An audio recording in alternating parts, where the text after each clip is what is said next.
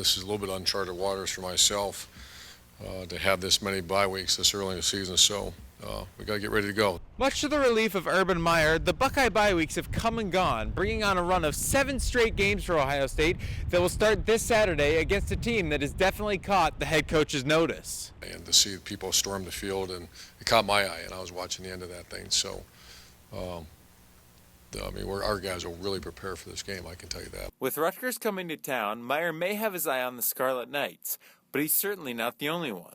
Both coordinators have been studying the Scarlet Knights, and offensively, Tom Herman is working to prepare to face the Big Ten leader in sacks. Their front four are very active. They don't blitz a ton on first and second down. I think somewhere in the range between 15 and 20%.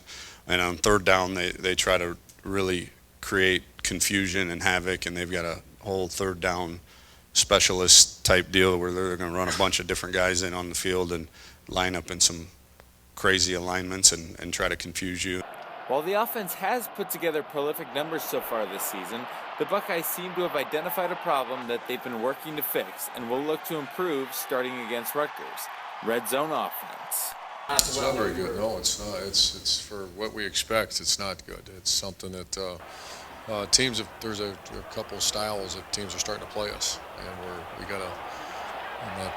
It's not the players' fault. It's our fault. We've set the bar pretty high, finishing first in the country, or I think second our first year and first last year in touchdown percentage in the red zone. So the bar has been set around here very high, and we expect to do that, and we need to do a better job of that. On offense, we got to try to make sure that we're capitalizing in the red zone. We had a few times last week, I'm not sure, but I know the week before we had a few times where we got stalled in the end zone. And granted, we're putting up a lot of points, but at the same time, then there's little small things that we can do. Defensive coordinator Chris Ash has faced this team before and says the task of preparing the Buckeye defense for a pro-style offense will be a different process thanks to some of the wacky looks they've seen from opposing offenses so far this season.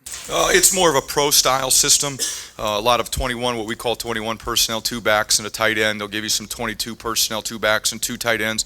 It's a little unconventional, from what we've seen so far this year, but they do a nice job of mixing up their run game and play action passes off of it.